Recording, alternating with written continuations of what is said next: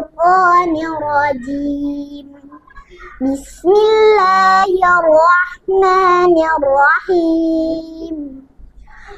وإذ قال موسى لقومه إن الله يأمركم أن تذبحوا بقرة. قالوا أتتخذنا هزوا قال أعوذ بالله أن أكون من الجاهلين. قالوا ادع لنا ربك يبين لنا ما هي. قال إنه يقول إنها بقرة لا فارض ولا بكر عوان بين ذلك فافعلوا ما تؤمرون. قالوا ادع لنا ربك يبين لنا ما لونها. قال إنه يقول إنها بقرة صفراء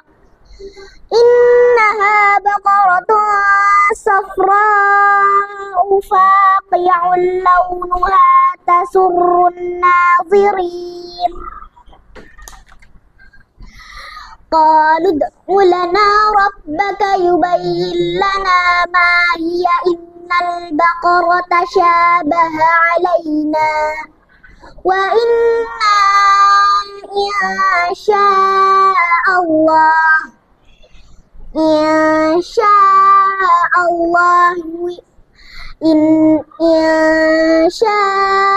الله لمهتدون.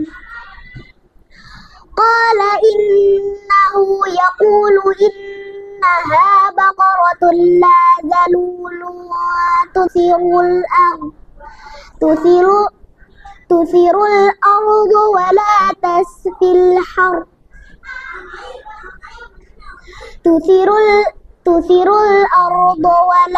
تسقي الحرث مسلمة لا شية فيها.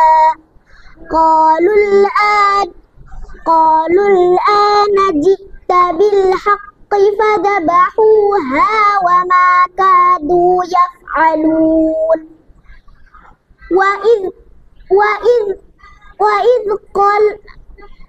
وإذ قتلتم نفسا فادارأتم فيها والله مخرج ما كنتم تكتمون. فقلنا اضربوه ببعضها كذلك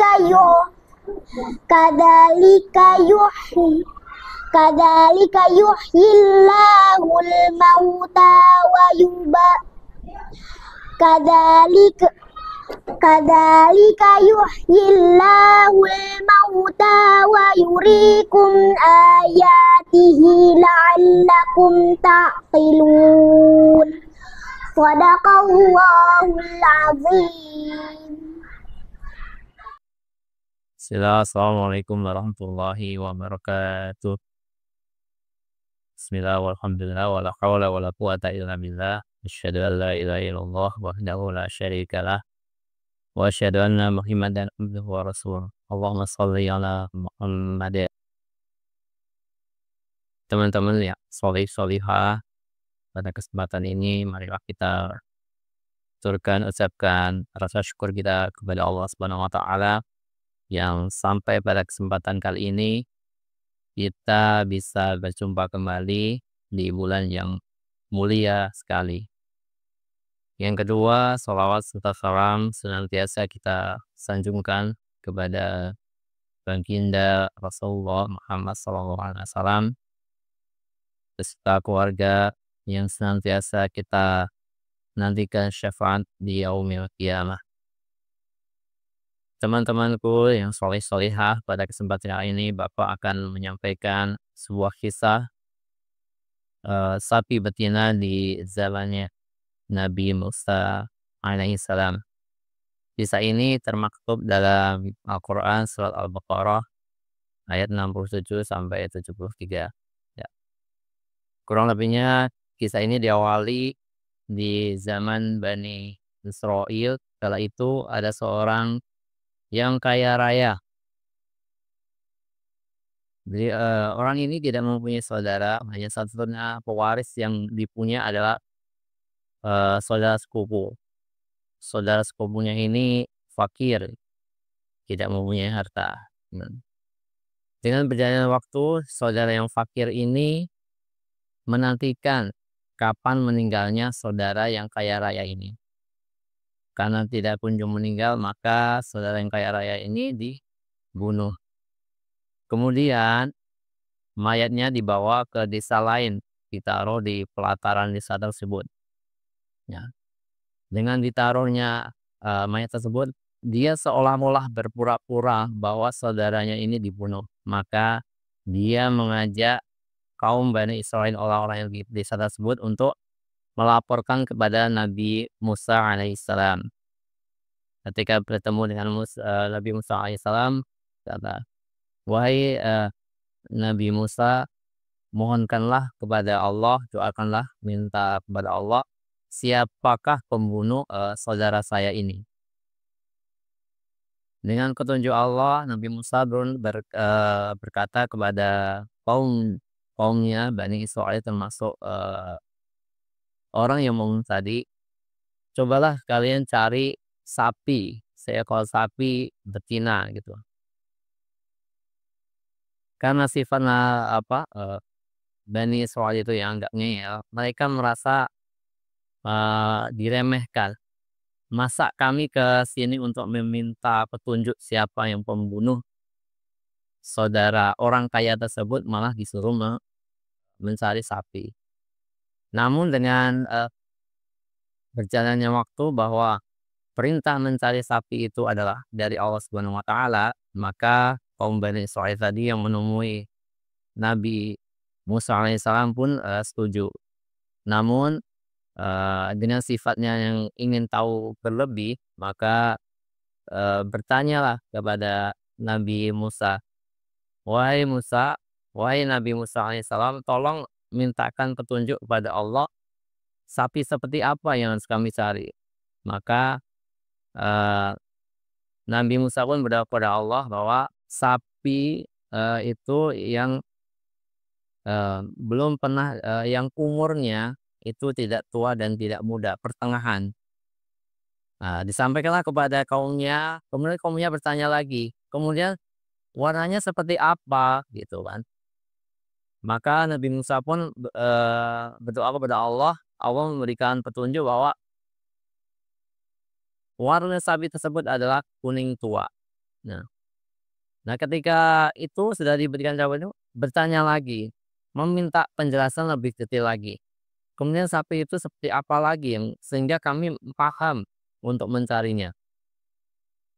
Kemudian Nabi Musa berdoa lagi kepada Allah, kemudian Allah memberikan petunjuk lagi bahwa sapi tersebut belum pernah dibuat untuk membajak sawah, untuk membawa air menyiram tanaman, tidak belang, kemudian sehat.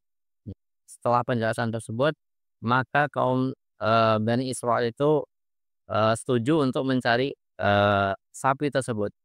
Namun hampir-hampir dengan banyaknya pertanyaan itu, kesulitan kaum Bani Israil itu mencari sapi. Kemudian di balik peristiwa tersebut, ternyata eh, teman-teman yang solih-solihah kita diberikan petunjuk, diberikan hikmah yang besar. Lantas sapi tersebut dari mana gitu kan?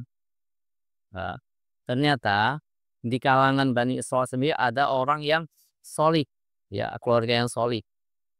Orang tersebut memiliki seorang anak kecil laki-laki, kemudian mempunyai seekor anak sapi betina. Nah, kemudian anak sapi betina ini dibawa ke hutan eee, untuk dititipkan kepada Allah. Ya, "Ya Allah, saya titipkan anak sapi ini kepada Engkau untuk anak saya kelak ketika ia dewasa." Kemudian orang soleh tadi meninggal. Nah, di perjalanan waktu, anak sapi ini bertahun-tahun hidup di dalam hutan, dijaga oleh Allah. Kemudian anak laki-laki yang kecil tadi pun semakin dewasa sehingga menjadi seorang pemuda. Pemuda yang sangat taat kepada orang tuanya, pemuda yang sangat taat kepada Allah Subhanahu wa taala. Nah, singkatnya cerita bahwa pemuda ini, berbakti kepada ibunya. Jadi sangat berbakti kepada ibunya. Apapun yang dikerjakan ibunya akan selalu dikerjakan dengan sangat baik. Ibadahnya dengan sangat baik, merawat ibunya dengan sangat baik, kemudian mencari, nafkah juga dengan sangat baik. Kalau malam, sepertiga malam ya untuk mulai, kemudian sepertiga malam lagi untuk, apa, menjaga ibunya, kemudian sepertiga lagi untuk mencari nafkah. Di pagi hari sampai siang hari mencari kayu bakar untuk, apa itu, memenuhi kebutuhan sehari-hari. Dari kebutuhan sehari-hari mencari kayu bakar pun dijual, kemudian juga sedekahkan untuk keperluan pribadi di rumah, merawat ibunya dan seterusnya. Ya, hingga suatu saat, ibunya pun, memanggil anak tersebut, "Wahai anakku, eee, engkau telah diwariskan oleh ayahmu seekor sapi betina yang di hutan samanya. Untuk itu, apabila engkau ingin mengambil sapi tersebut, maka pergilah ke hutan tersebut dengan, berdoa kepada Rabbnya Nabi Ibrahim, Nabi Ismail, Nabi Isa alaihissalam. Maka dengan perintah ibunya, pemuda tersebut pergi ke hutan untuk mencari, sapi tersebut. Apabila ketemu sapi tersebut, maka berdoalah kepada Allah, "Wahai Allah, saya di sini mencari sapi yang telah dititipkan oleh ayahku kepadamu." Maka ketika melihat sapi tersebut tidak lari, dia akan menoleh dan, menuntun, menghampiri pemuda tersebut.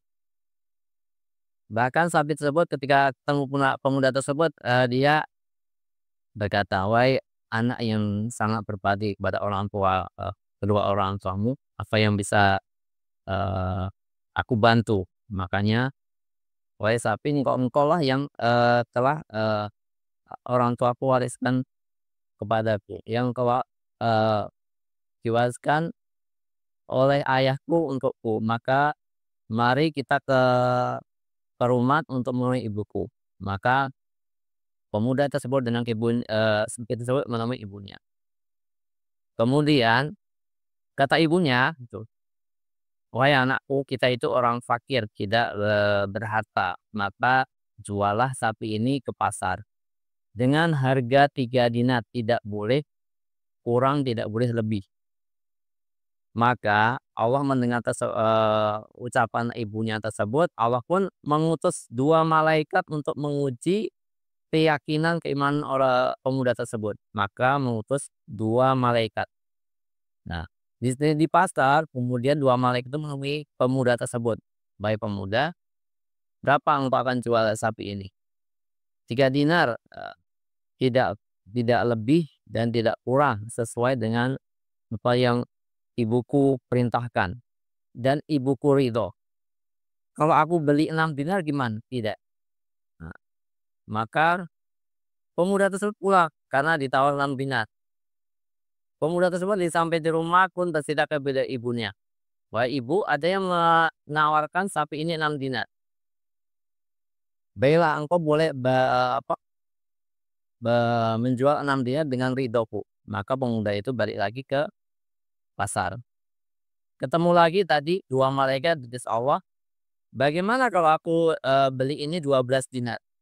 "Tidak, ini sesuai kata ibuku bahwa ini dijual 6 dinar." Maka balik lagi pemuda itu ke rumah, cerita lagi. Kata ibunya apa? "Wahai anakku, itulah, malaikat yang diutus Allah untuk mengujimu." Nah, kemudian tanyalah, "Engkau perintahkan apa untuk, kami dengan sapi ini? Apakah engkau ridho untuk dijual atau tidak?" Maka kata para malaikat, "Jualah nanti ketika Bani Israel akan membelinya, yang akan dibeli oleh Nabi Musa. Ternyata sesuai Allah yang Allah perintahkan, dikala itu Nabi Musa membeli sapi tersebut dengan syarat yang sudah disampaikan oleh malaikat tadi. Syaratnya adalah kulitnya itu dipenuhi oleh warna emas atau dirham, ya, dinar gitu. Maka terjuallah sapi itu mahal sekali dengan harga yang sangat mahal.